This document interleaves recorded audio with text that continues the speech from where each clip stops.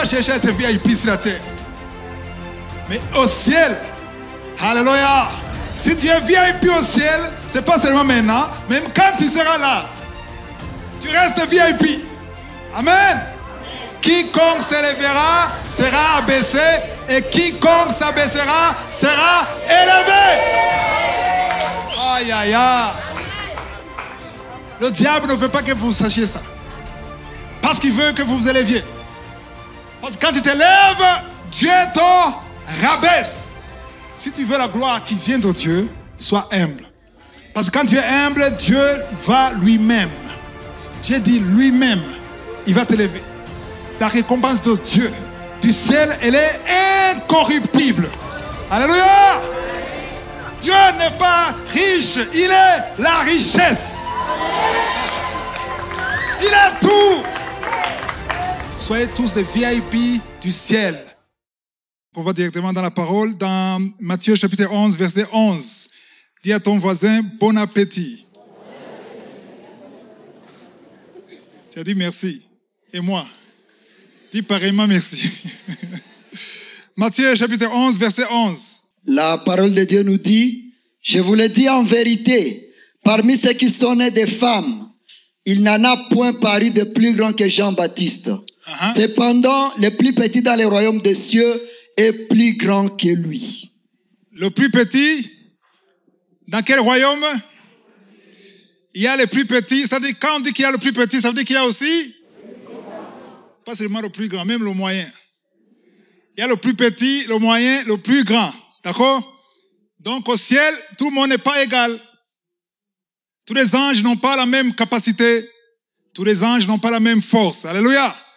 Alléluia. Aujourd'hui, on va apprendre qu'il y a ce qu'on appelle ici dans le monde, même au ciel, vous vous souvenez de Daniel, quand il était en train de prier pour 21 jours. Hein? Dieu a envoyé qui? Quel ange? Pas Michael. Il a envoyé Gabriel. Est-ce que Gabriel a réussi? Pourquoi? C'était plus fort que lui. Il a fallu qu'il y ait quelqu'un de plus fort que Gabriel. Qui? Michael. Même ici, sur la terre, dans le monde, ici, dans la vie de tous les jours, les gens ne sont pas au même niveau. Vous allez dans les concerts, on dit qu'il y a des places pour tout le monde. Vous sautez directement sur VIP. Bien, vous êtes des VIP. On commence par, il y a tout le monde, et puis il y a un endroit où on appelle VIP. C'est quelle langue, VIP? L'anglais. VIP, ça veut dire quoi? Very important person. Il a dit very important person. En français, c'est comment? La personne la plus importante. Plus importante, pas importante. Plus importante. Cette personne va payer plus que toi. Pendant longtemps, il y avait le normal, les gens normaux, et les gens VIP. Very important person. D'accord? Mais maintenant, il y a une troisième catégorie. C'est laquelle? VVIP. Dernièrement, j'étais dans une conférence à Nairobi. Alors, il y avait beaucoup de serviteurs de Dieu qui sont venus des quatre coins du monde. Alors, quelqu'un qui est une des personnes qui a organisé et m'a donné une invitation. Et quand je suis arrivé, le gardien, il m'a dit, tu es de quelle catégorie? je dis, je suis invité. Est-ce que tu es VIP ou VVIP? Je lui ai dit, je suis un serviteur de Dieu. Il a dit, donne-moi ta carte. Il a pris ma carte. Il a dit, ah, tu es VIP, donc tu vas passer par là. Je ne savais pas qu'il y avait quelque chose. Et moi, j'ai vu qu'il y a une différence, une nette différence entre les normaux, les VIP, les VVIP. Et si vous dites qu'il y a des VIP et des VVIP, vous n'avez encore rien vu. Si vous allez dans des pays anglophones, tu sens que tu es vraiment VVIP. Parce que c'est différent. Les VVIP, là où ils sont, il y a un tapis rouge. Il y a une sorte de fauteuil. Et les VIP sont juste derrière. Ce ne sont pas des chaises comme ça, hein, un peu confortables quand même. Mais ceux qui sont derrière les VIP, les chaises plastiques. Mais tous sont vers la voie du ciel. Nous cherchons toujours le même Jésus. Et ceux qui sont dans le VIP, même dans le VIP, tu trouves une bouteille que les autres n'ont pas. Il y a un confort exceptionnel. Moi, je dis en blaguant, hein, je pense que dans 20 ans, 30 ans, il y aura une 4e catégorie. Laquelle? VIP. Ça veut dire very, very, very important. Alors, maintenant, pourquoi je parle de ces choses-là? Je ne suis pas en train de parler des choses du monde, je parle des choses du ciel. Parce que le plus petit dans le royaume des cieux est plus grand. Est plus grand que qui? Jean-Baptiste. Autrement dit, le plus petit au ciel, il est plus grand que le VIP sur la terre. Donc, c'est mieux de chercher le rang du ciel que le rang de la terre. Alléluia. Parce que quand on dit que lui, il est VIP, c'est par rapport à quoi? Dans le monde. Je ne dis pas dans l'église. Par rapport à sa poche. Pas seulement par rapport à sa poche, par rapport à ce qu'il a pris dans sa poche. Parce que si tu viens, tu es riche, et personne ne saura que tu es VIP, tu seras derrière. Maintenant que je prêche, dans l'église, il y a quelqu'un qui peut entrer dans l'église. Les places de devant sont pleines. C'est tellement plein, mais il y a quelqu'un, quand il entre, vous allez vous débrouiller. Il doit y avoir une place. Quelqu'un doit sauter. Parce que la personne qui entre est très élevée. Voilà le message d'aujourd'hui. Le VIP du ciel. Alléluia. Le titre d'aujourd'hui, le VIP du ciel. Ça vous intéresse? Il ne faut pas chercher à être VIP sur la terre. Parce que je vais vous montrer comment ce n'est pas important d'être VIP sur la terre. Mais au ciel, alléluia. Si tu es VIP au ciel, ce n'est pas seulement maintenant, même quand tu seras là, tu restes VIP. Amen. Alléluia. On va dans 1 Samuel chapitre 16, verset 4. Verset 4. Samuel fit ce que l'Éternel avait dit, et il alla à Bethléem. Les anciens de la ville accoururent effrayés au-devant de lui et dirent, ton arrivée annonce-t-elle quelque chose d'heureux? Pourquoi est-ce qu'on pose la question, verset 4? Ça, c'est entre parenthèses. Pourquoi on pose la question? Tout le monde avait peur de Samuel.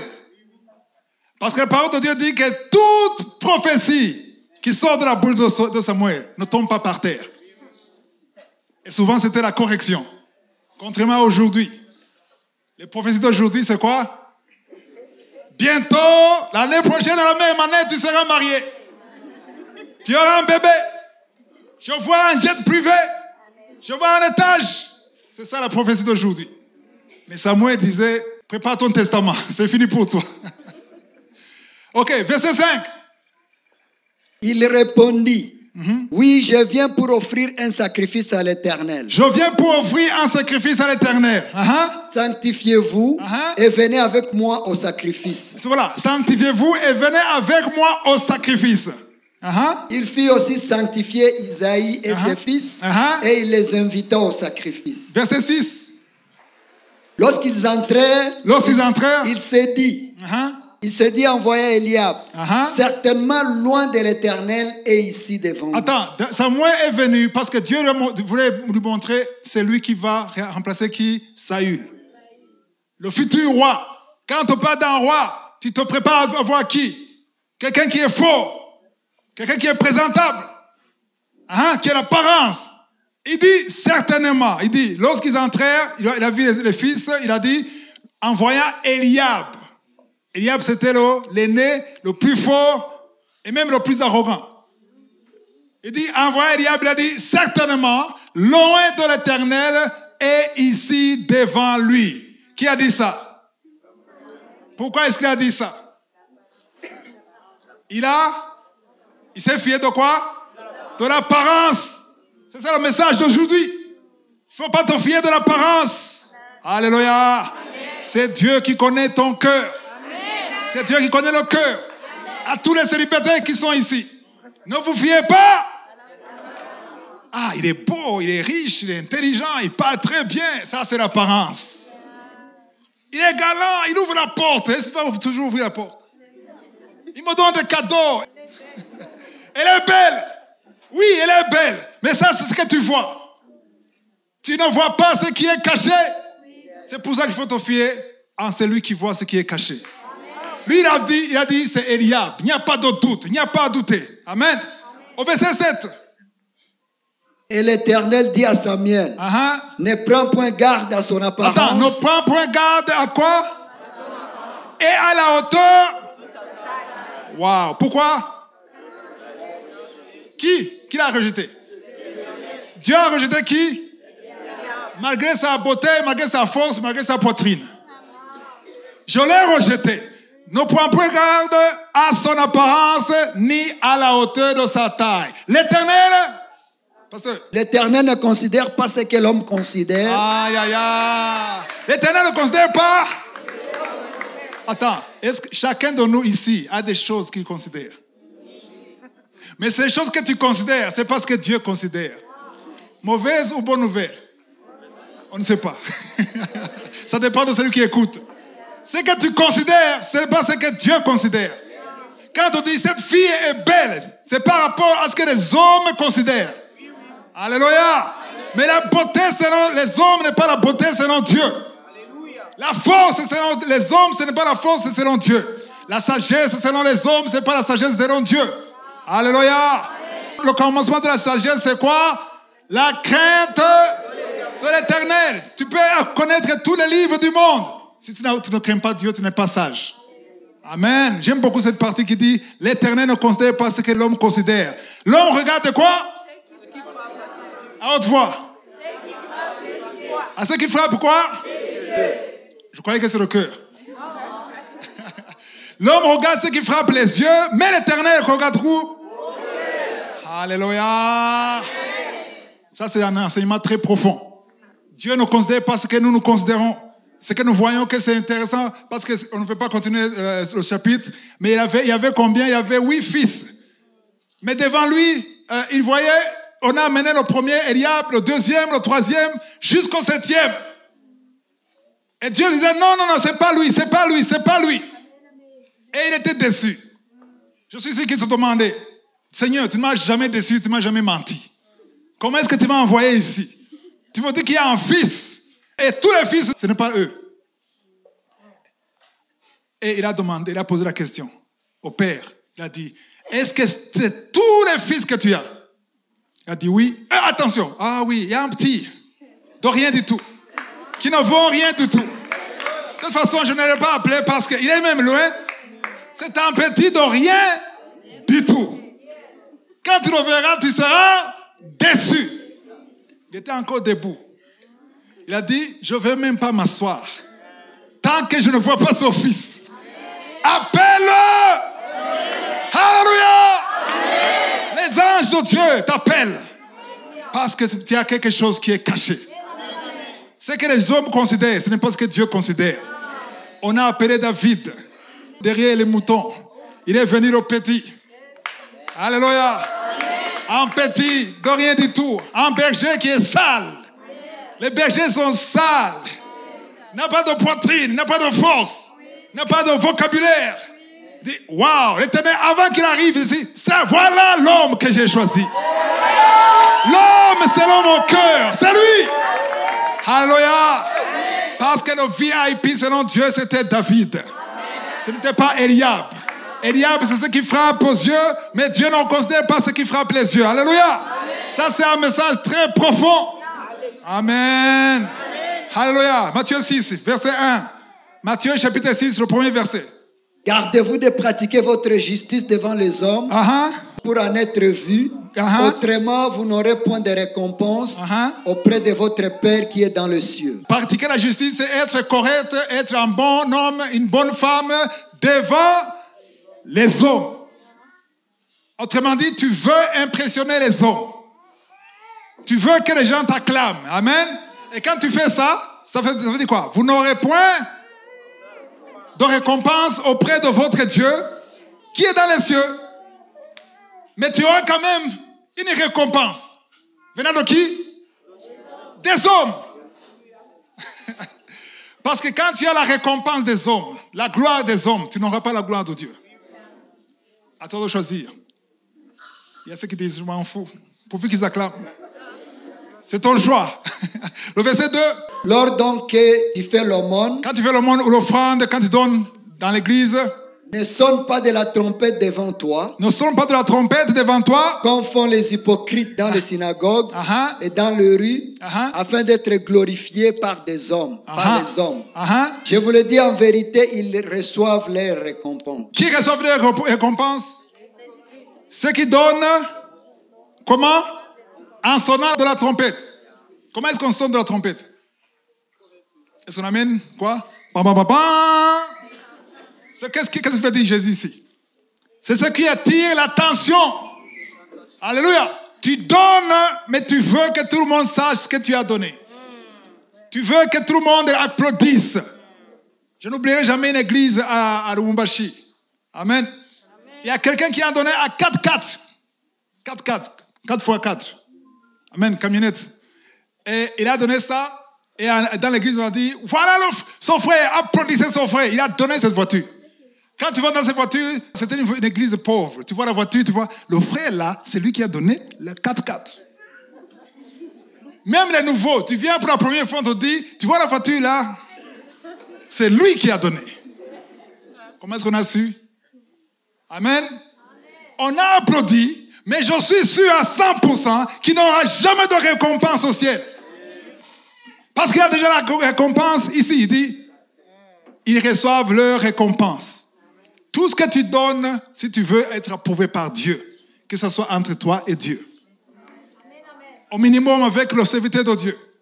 Amen. Mais ne cherche pas que les gens t'acclament.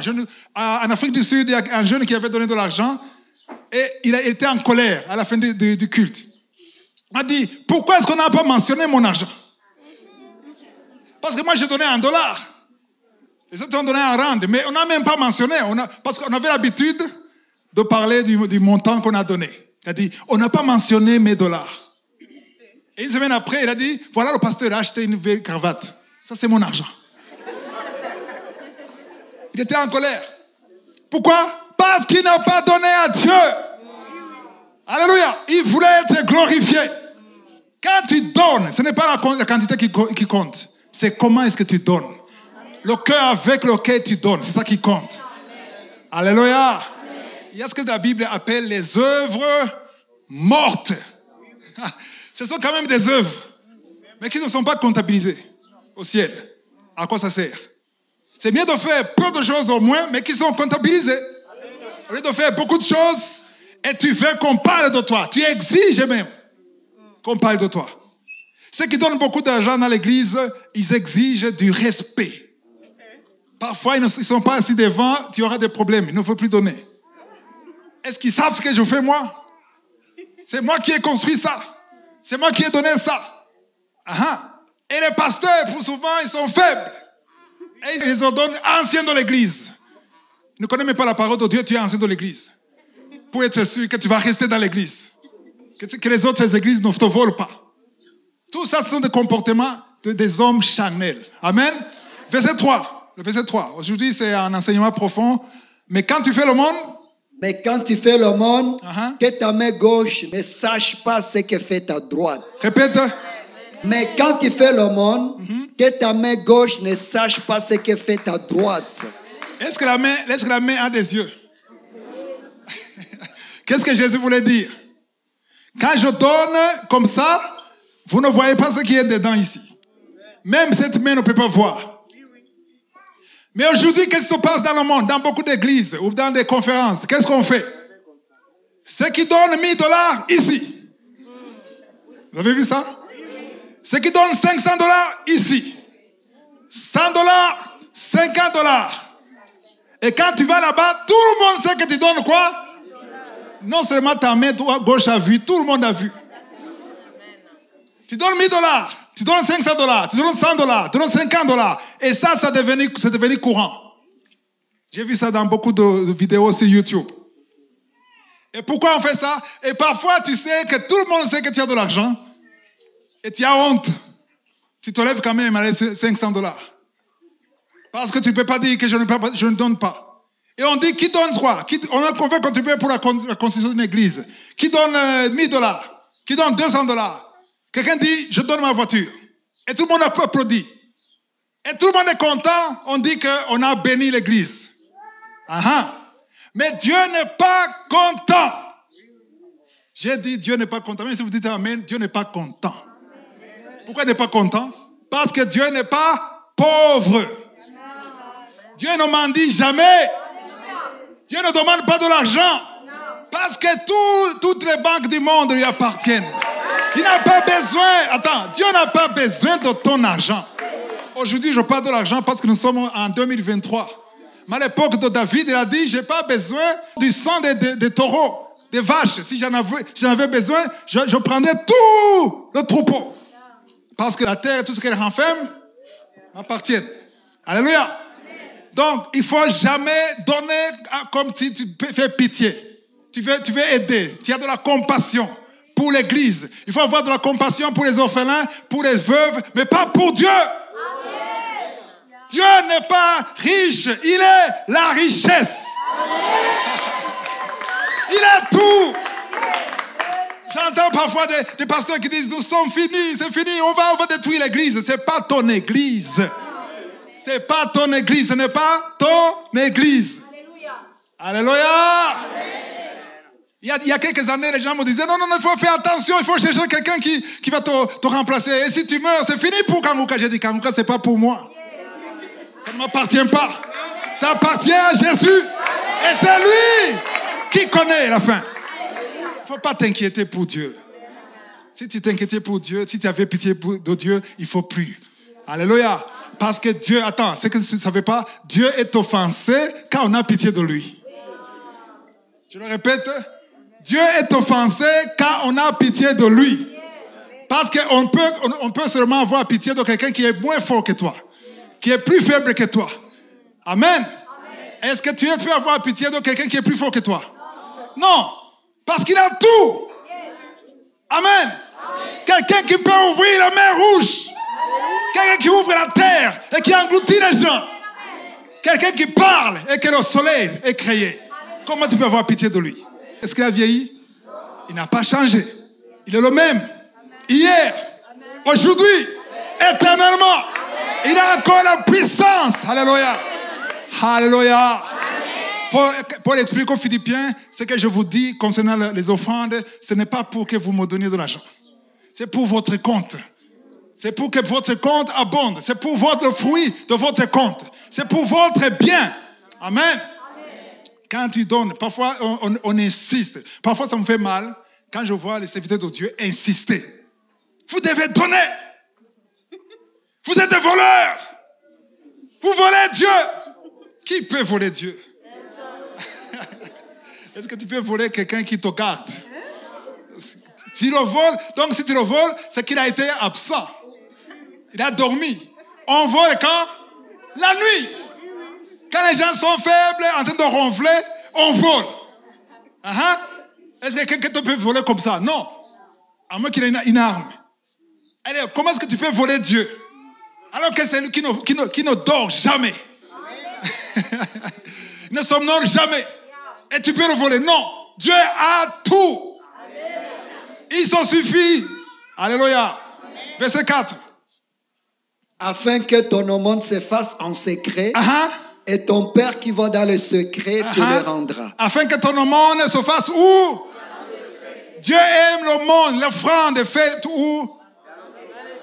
Alléluia. Le secret.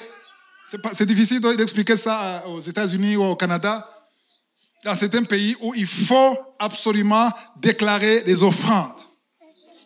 au gouvernement, à la fin de l'année, il y a des returns, il y a de l'argent qui revient. Mais ça doit être dans le secret. Parce que l'offrande c'est quoi? L'offrande c'est quelque chose que tu donnes. Quand on donnait l'offrande, on brûlait l'offrande. Quand tu brûles, tu ne récupères rien. Tu donnes. Amen. Ça doit être fait en secret. Pourquoi? Parce que ton Père, le Dieu vivant, le Dieu Tout-Puissant, il voit où? Est-ce qu'il ne voit pas dans le... Publiquement, il ne voit pas? Hein? Est-ce qu'il ne voit pas pendant le jour? Pourquoi on dit qu'il voit dans le secret? Pourquoi est-ce qu'on dit qu'il voit dans le secret? Parce que c'est ce qu'il considère. Tu peux faire publiquement, il voit, mais il ne considère pas ça. Mais il considère ce que tu fais en secret. C'est comme ça qu'il est. Alléluia. Nous devons nous conformer. Alléluia. Verset 5. Lorsque vous priez... Maintenant, on parlait des offrandes, maintenant on parle de la prière. Lorsque vous priez, ne soyez pas comme les hypocrites qui aiment à prier debout dans les synagogues et au coin de rue pour être vus des hommes. Je vous le dis en vérité, ils reçoivent leur récompense. Tu vois, Jésus répète toujours la récompense. Les hypocrites, quand ils prient, ils font quoi? Ils sont debout où? Pourquoi? Ou dans les coins de rue. Le coin de rue, c'est là où il y a beaucoup de gens. Ils cherchent à être vus par beaucoup de gens. Pourquoi? Pour qu'on dise, le frère là, il est spirituel. La soeur là, oh, il est jeune. J'entends souvent dans les églises. Attends, le pasteur est jeune 40 jours, 3 fois par an, 4 fois par an. Comment est-ce que tu le sais? Qui te l'a dit? C'est la révélation? Tu as deviné? Non. Comment est-ce que tu le sais? Parce qu'avant d'aller dans le jeûne, il a informé. Pam, pam, pam, pam, pam. Il informe tout le monde. Quand tu as fait 7 jours secs, tu es dans 7 jours secs. Je connais quelqu'un, quand il est dans 7 jours secs, il va au travail, arrive au travail, il ne veut parler à personne. Commence à bâiller. Oh, ne me dérangez pas. Ça fait 3 jours, et il y a encore 4 jours. Donc je suis dans l'esprit, il ne faut pas me déranger. 7 jours, sans eau, rien du tout. Et tu veux que tout le monde le sache. Alléluia. Un jour, j'étais à Kabare, en Ouganda. Il y avait une croisade. Et le serviteur de Dieu est venu d'une autre ville. Il a traîné. Les musiciens continuaient à chanter, à chanter, à chanter. Et quand il arrive au milieu de la louange, on applaudit.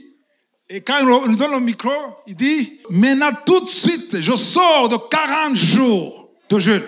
Qui te l'a demandé? Tu jeûnes pour Dieu ou pour nous? Quand tu jeûnes, quand tu pries, c'est un secret. Il y a des jeûnes collectifs de l'église. Là, c'est normal. Là, c'est public. Mais je parle de jeûne individuel. Lorsque vous priez, ne soyez pas comme qui aiment prier debout dans les coins de rue pour être vus des hommes. Je vous le dis en vérité, ils reçoivent les récompenses. Verset 6. Mais quand tu pries, entre dans ta chambre, ferme ta porte et prie ton Père qui est là dans le lieu secret et ton Père qui voit dans le secret te les rendra. Est-ce que vous voyez tout ce qu'on a dit? Que ce soit le jeûne, que ce soit les offrandes, que ce soit la prière ou dans le secret. Pourquoi? Parce que notre Père voit. Dites, il voit dans le secret. Aïe, aïe, aïe, tu ne peux pas le dire. Il voit dans le secret. Quand tu es seul, quand personne ne te voit, c'est là où tu es sûr que d'être connecté avec Dieu. Alléluia. Et il te le rendra publiquement. Amen. Tu pars dans le secret et il va t'exaucer publiquement. Alléluia. Alléluia.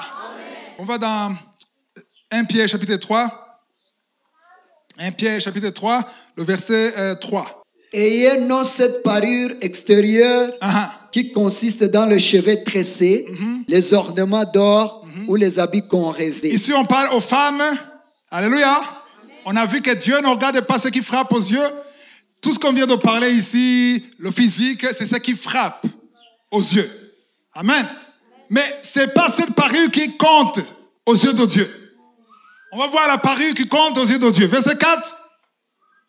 Mais la parure intérieure Dites intérieur, la parure intérieure. Alléluia. Je t'invite, ma soeur, à travailler à la parure intérieure. Beaucoup de femmes passent au moins 1 heure devant le miroir, travaillant quelle parure extérieure. Extérieur pendant 1 heure. La prière, 2 minutes. Tu as passé 30 à 60 minutes devant le miroir en travaillant la parure extérieure. Mais quand tu pries, tu travailles la parure intérieure. Parfois, tu ne pries même pas. Tu es chrétienne et tu ne pries pas parce que tu es en retard. Pourquoi? Tu as passé plus de temps à te maquiller. Mais la prière, 0. Donc ici, on te dit, vous êtes fâchés les sœurs? Je continue. Faites comme ça, si vous voulez que je continue. Vous m'aimez encore? Oui. Ok, je continue alors. Mais la parure intérieure est cachée. Où? Pas dans l'armoire. Où? Dans le cœur. C'est ça la parure qu'il faut maquiller, qu'il faut travailler, qu'il faut transformer. Dans la prière et la parole. La pureté incorruptible. Dans l'esprit, doux et paisible. Waouh! Il faut un séminaire de femmes maintenant. Doux et paisible, qui est? Dans un grand prix devant qui? Pas devant les hommes, hein? Devant Dieu. Amen. Et cette parure intérieure qui est dans un grand prix devant Dieu, normalement, ça devait être dans un grand prix aussi devant les hommes. Amen. Les célibataires qui sont ici, priez. Alléluia. Pour que vos yeux spirituels soient ouverts. Priez en invitant Dieu dans la relation, dans l'engagement. Alléluia. Ici, je parle à ceux qui sont célibataires. Si tu es déjà marié, c'est ta femme. C'est ta femme. Parce qu'il y a une alliance avec elle. Il y a ceux qui disent maintenant, oh, j'ai fait une erreur, je n'ai pas prié. C'est trop tard. Tu peux prier pour la transformation. Dieu peut la transformer. Amen. Mais c'est ta femme. Et tu as le devoir de l'aimer. Telle qu'elle est. Non, elle est insupportable. Tu dois l'aimer. C'est un commandement, ce n'est pas un choix. Alléluia. Dieu est capable de tout. Quand parfois tu dis ça aux hommes, tu ne connais pas ma femme. Je ne connais peut-être pas ta femme, mais je connais mon Dieu. Alléluia. Parce que mon Dieu a endurci le cœur de Pharaon. Alléluia. Et il a endurci le même Pharaon. S'il a fait avec le Pharaon, l'homme le plus puissant du monde, qui est ta femme pour résister à Dieu? Alléluia. Peu importe le cœur de ta femme, que ce soit un caillou, il peut briser ça. Je ne connais pas ta femme, mais je connais ton Dieu. Je connais mon Dieu. Rien n'est impossible. Alléluia. Ici, je parle aux mariés. Mais les célibataires, c'est le moment de prier. Même si tu es fiancé. Même si tu es fiancé sur YouTube, si tu es fiancé, attends, mais pause. Il faut appuyer sur pause. Si tu n'as pas encore prié, mets sur pause. Et va prier. Et qu'elle aille prier. Alléluia. Soyez guidés par le Saint-Esprit parce que les enfants de Dieu sont guidés par le Saint-Esprit. Parce que Dieu voit ce que tu ne vois pas. Tu dis non, il est bien, il est galant, il est gentil. Ah. Ça me rappelle une histoire. Une histoire que j'ai entendue il y a une semaine. On m'a dit qu'il y a quelqu'un, un couple, maintenant ils sont mariés 5 ans. Quand il était fiancé, il a trébuché sur un caillou. Et le fiancé a dit, oh chérie, chérie, chérie, oh là là, chérie, chérie. Il a essayé de l'encourager. Non, ça finit, ça va aller. Ça va aller. Et après 5 ans de mariage, il a trébuché à la même endroit. Et le chéri, il a dit quoi? Est-ce que tes yeux sont où? Tu as des yeux ou pas? Il faut regarder devant toi. Après 5 ans, le même chéri, le même endroit, le même caillou. Pourquoi? Elle disait, il est aimant, il est doux, il est galant. Chérie, tu te souviens? Tu ouvrais la porte pour moi. Oui, on était encore jeunes, ménagers. Donc, c'était pour me gagner un métier. Non, c'est fini. Fais attention. Attends, il y a une chose. Pendant les fiançailles, il y a toujours un masque. Parce que les deux, que ce soit le garçon, l'homme ou la femme, ce sont des chasseurs. Le chasseur, il est là. Tu ne vas pas chasser toute ta vie quand même. Il faut être toi. Amen. Il faut être toi-même. Qu'elle te connaisse même avant. Parce qu'il n'y aura pas de surprise. Je dis aux célibataires. Parce que quand tu seras marié, elle ne te dira pas, ah bon, c'est comme ça que tu es. Ma femme ne m'a jamais dit, c'est comme ça que tu es. Parce qu'elle me connaissait. Je n'ai jamais joué le jeu. Je ne voulais pas prendre le risque. Elle connaissait moi, qui j'étais. Alléluia. Amen. Bien sûr, je ne suis plus la même personne parce que j'évolue. Parce que je grandis dans le Seigneur. Alléluia. Il ne faut pas rester la même personne. Mais il ne faut pas jouer pour gagner. Il ne faut pas jouer le gentil que tu n'es pas. Le galant que tu n'es pas. Le sapeur que tu n'es pas. Le propre que tu n'es pas. Tu es ordonné, tu es propre. Et après le mariage, je suis dans un rêve ou pas? Alléluia. Soyez vous-même. La parure intérieure est cachée dans le cœur. Alléluia. Quand tu pries pendant les fiançailles, Dieu va révéler la parure intérieure et cachée. Si c'est un escroc, Dieu permettra les circonstances et tu le sauras. C'est pour ça qu'il faut d'abord prier. Alléluia. Aujourd'hui, les filles, quand un homme propose, les filles disent, naturellement, les chrétiens disent, je vais d'abord prier. Mais la plupart des filles ne vont même pas prier. Elles vont prier pour que tu ne chantes pas d'avis. Elle a déjà dit oui, mais ne le dis pas. Sur place, c'est par ego. Il y a certaines filles, quand elles vont prier, le garçon change d'avis. Seigneur, tu me déçois. Pourquoi? Parce que quand tu pries, il faut être neutre. J'ai dit quoi? Neutre.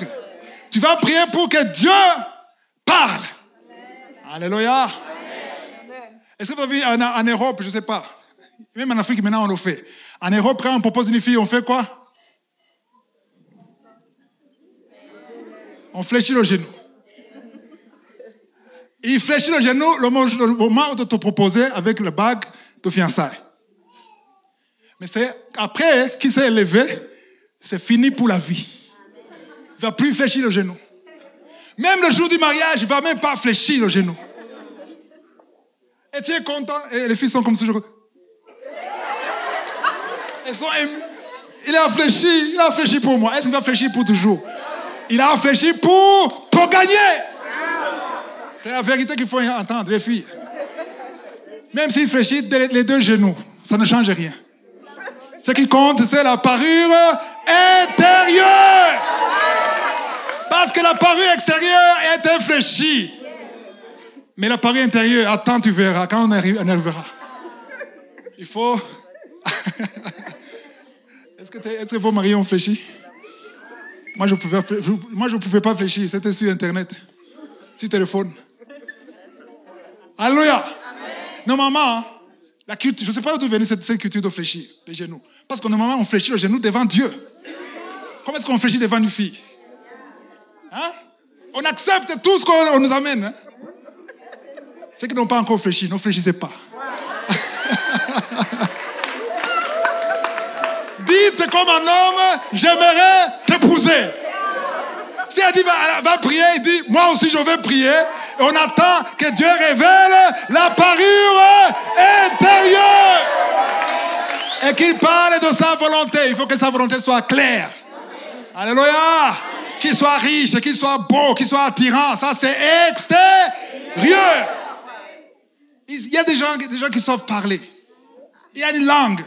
Il t'étudie. Il y a des hommes qui étudient les femmes. Il étudie ta philosophie. Comment tu penses, ce que tu veux, ce que tu aimes. Si tu aimes les cadeaux, tu en auras gogo. Mais tu n'auras pas tous les jours ces cadeaux. Amen.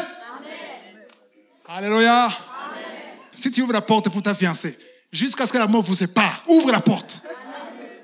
Il ne faut pas ouvrir la portière de la voiture pendant les fiançailles. Et après 2 ans, tu es fatigué. Non, ne te fatigue pas. Si tu n'es pas capable de le faire pour toujours, ne le fais pas. Sois sincère. Amen.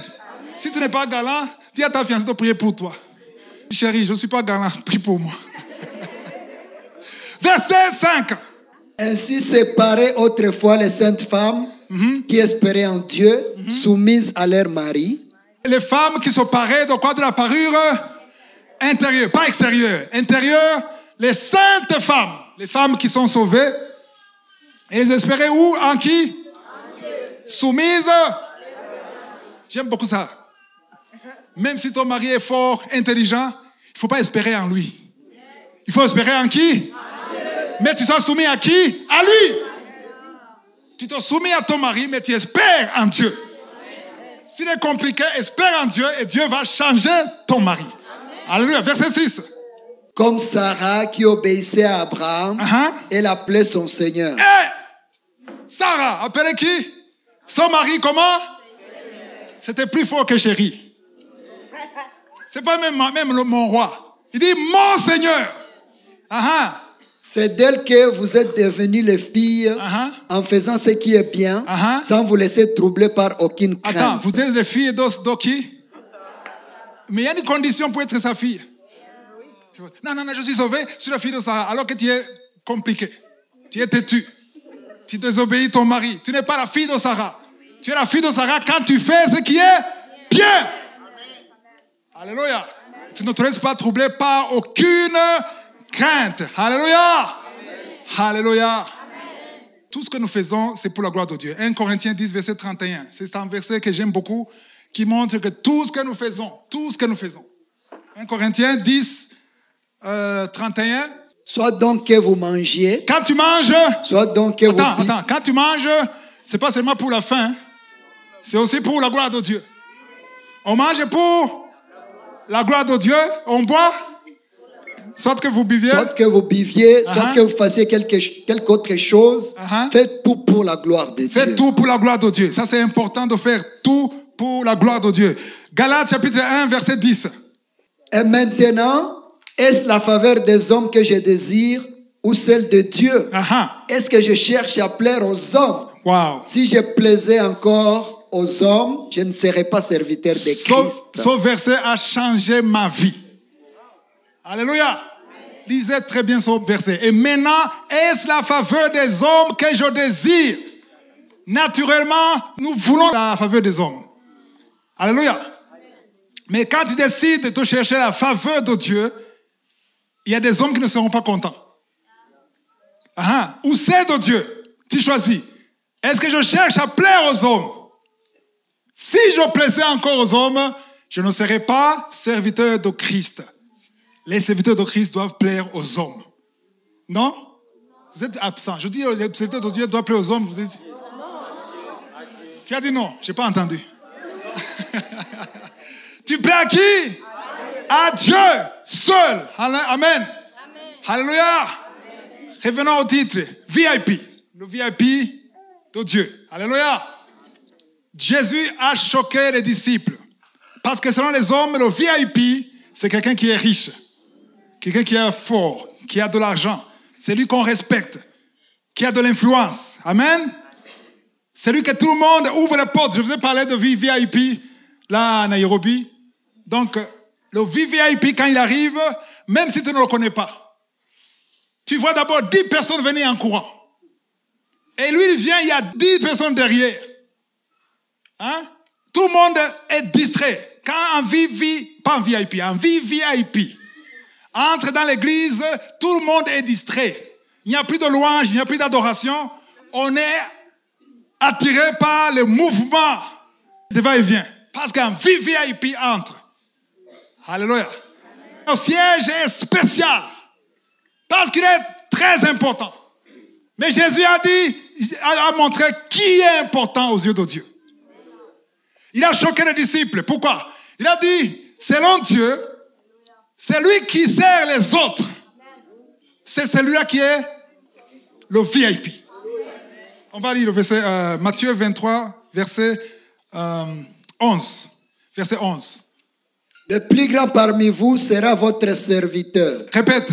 Le plus grand parmi vous sera votre serviteur. Autrement dit, le VIP parmi vous sera qui?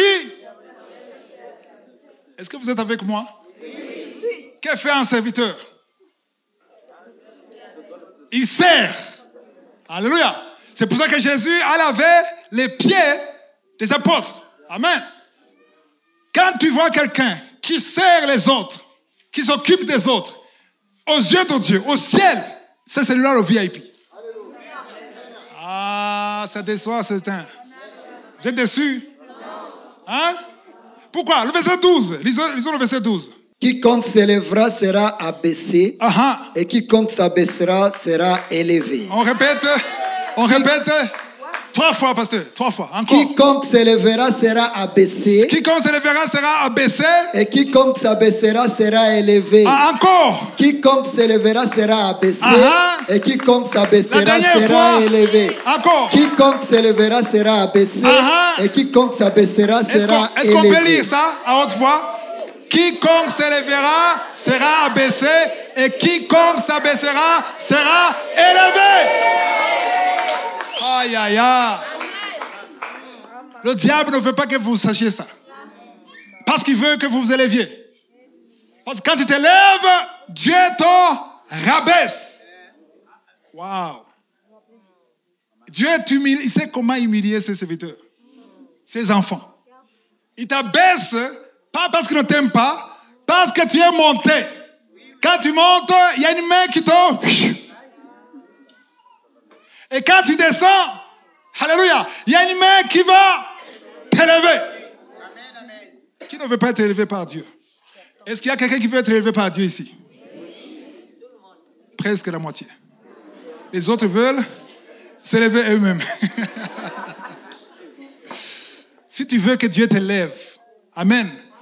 Le verset 12, Matthieu 23, verset 12, c'est un principe. Alléluia. C'est un principe céleste. Parce que tout le monde peut t'acclamer ici. Tout le monde peut dire que tu es le plus populaire.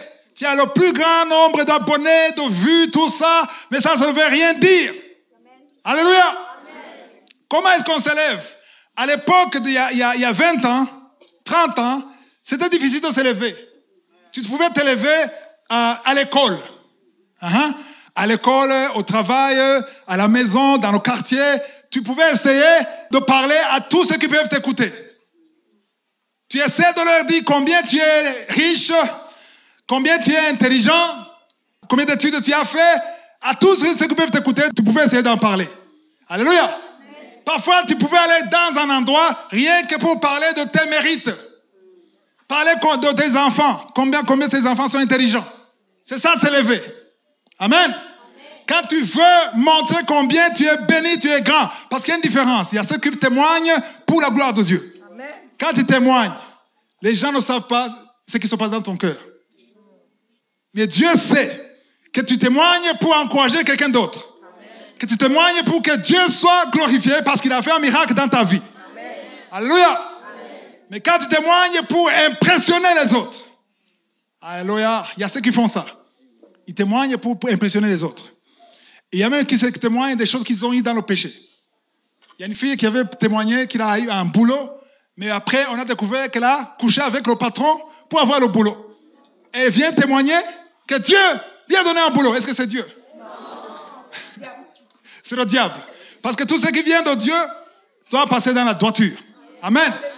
Donc, je dis qu'il y a 20 ans, c'était difficile de s'élever. Amen. Mais aujourd'hui, c'est très facile. Dites très facile. Pourquoi? À cause des réseaux sociaux. Tu n'as pas besoin de prendre un bus pour aller t'élever. Tu n'as pas besoin de chercher un taxi, de consommer ton carburant. Tout ce que tu as à faire, va devant le miroir et maquille-toi. Et cherche la meilleure robe. Prends ton téléphone, fais un selfie et mets sur le statut. C'est fini. Et tu n'as qu'à croiser les jambes et tu lis les commentaires. Facile. Aujourd'hui, tu n'as pas besoin d'aller plus loin. Tout ce que tu dois faire, tu n'as qu'à chercher à parler. Tu as un diplôme, avant la fin de la journée, face sur statut, montre que tu as eu le PhD. Montre ta femme, la femme qui est... Regarde-moi cette femme. Regarde-moi ce garçon. Attends, je ne condamne pas ça.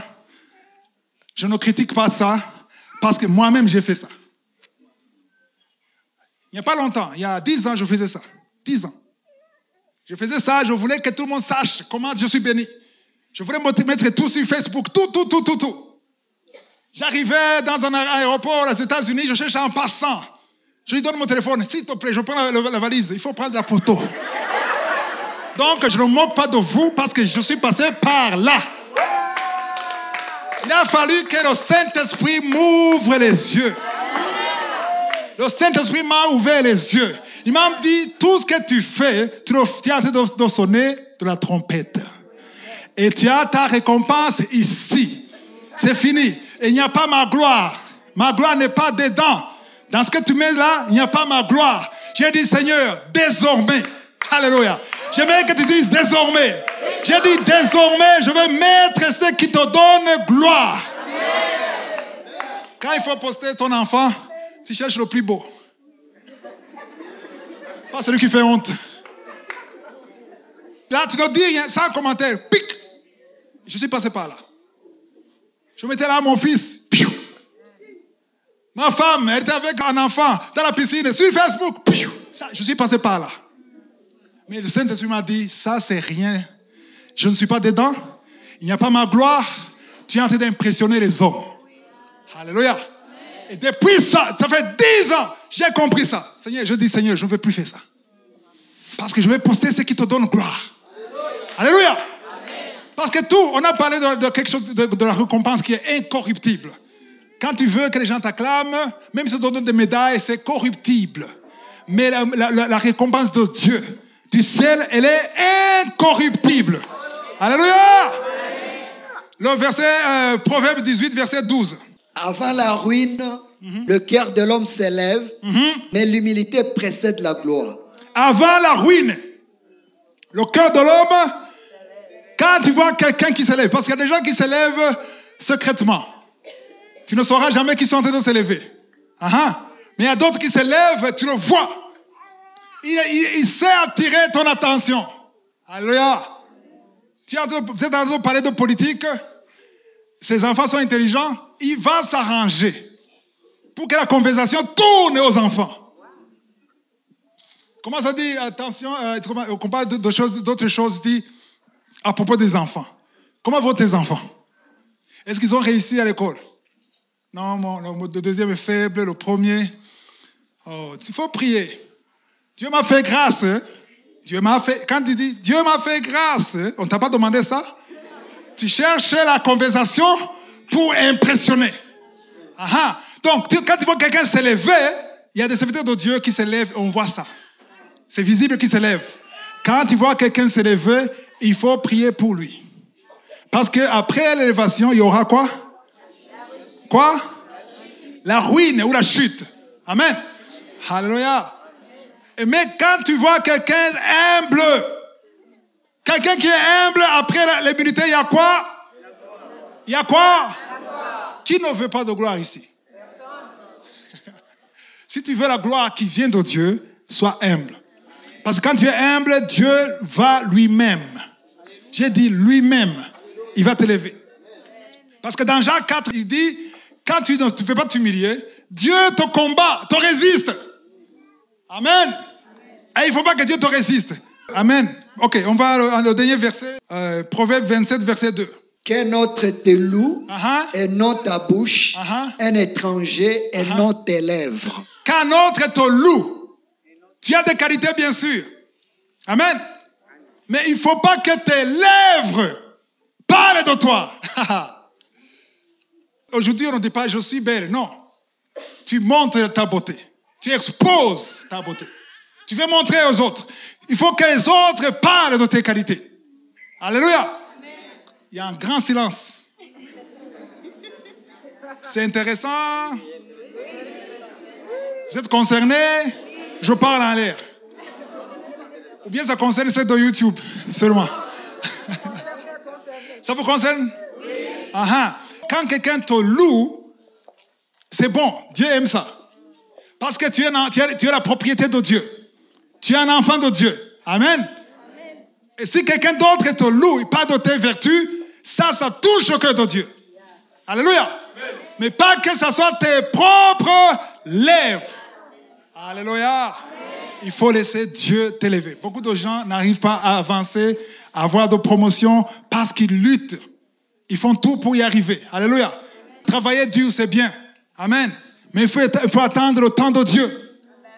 Amen. Alléluia. Amen. David ne serait jamais choisi par son père. Son père ne l'avait pas oublié. Il ne l'avait pas oublié. Attends, son père n'avait pas oublié David. Pourquoi? Parce que son père aimait ses moutons.